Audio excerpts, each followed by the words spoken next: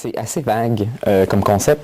Ça peut aller tout simplement du simple Canadien qui décide d'aller à Cuba puis qui veut tout simplement avoir des relations sexuelles, comme ça peut aussi avoir un lien avec justement la prostitution. Déjà, dès l'Antiquité, dès les premiers textes écrits, les prostituées sont présentes et présents, et surtout les femmes. Que ce soit des traités politiques ou les récits de fiction comme les romans par exemple ou les légendes, il y a des personnages de prostituées, de proxénètes, comme on dit aujourd'hui, pimp, de tenanciers de bordel. C'est des personnages qui apparaissent dans les histoires que les Grecs et les Romains racontent. Donc, pour l'historien, c'est la preuve qu'il y a bel et bien, à cette époque-là, de la prostitution. Les Romains furent les premiers à s'éprendre des voyages organisés. C'est vers la fin du Moyen-Âge chrétien et européen que le tourisme posa ses jalons. Certains prirent le chemin des mers, d'autres la voie de la Renaissance.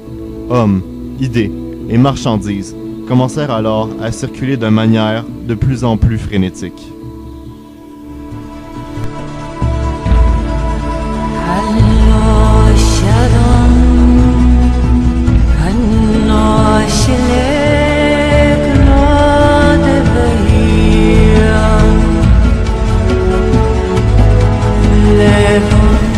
L'apparition d'un tourisme de masse, après la Deuxième Guerre mondiale, a permis à de plus en plus de gens de voyager et donc d'aller à l'étranger de façon plus abordable. Donc c'est sûr que le lien est direct et c'est pour ça que le tourisme sexuel, dans le fond, prend une ampleur démesurée au 20e siècle. On parle de millions de personnes, soit qui se prostituent pour des voyageurs et des millions de voyageurs qui vont principalement en Asie du Sud-Est pour la prostitution.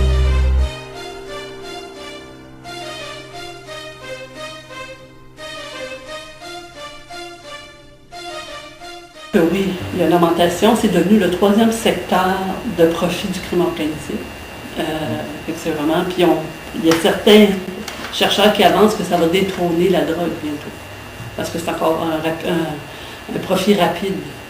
La personne leur coûte presque rien, elle est rapidement rentable, puis quand elle n'est plus profitable, ils peuvent la revendre encore. Fait qu'ils font de l'argent sur la personne qui leur a pu coûter, puis ils en font encore quand ils la revendent.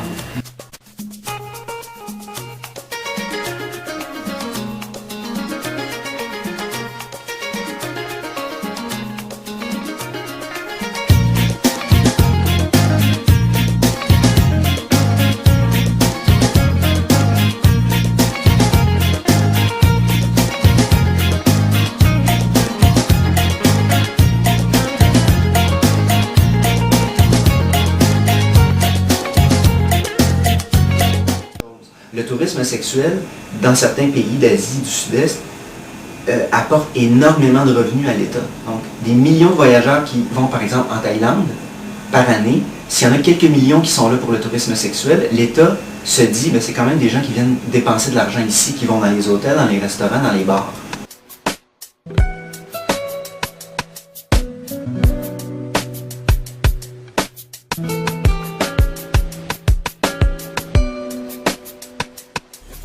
Penser aller parce que les néons s'allument. Puis les bonnes yeux font plus que clairement comprendre que ça urge. Fait qu'une petite foule se ramasse à crier sur le trottoir. Mais les plus fous ont pas trop le goût de retrouver leur dortoir. Avec l'esprit dans un état presque comateux, ils embarquent dans leur char, direction un arqueux. Partout dans le monde, c'est la même opération, la même histoire à chaque soir depuis la création. Parce que l'homme est une bête devant la tentation.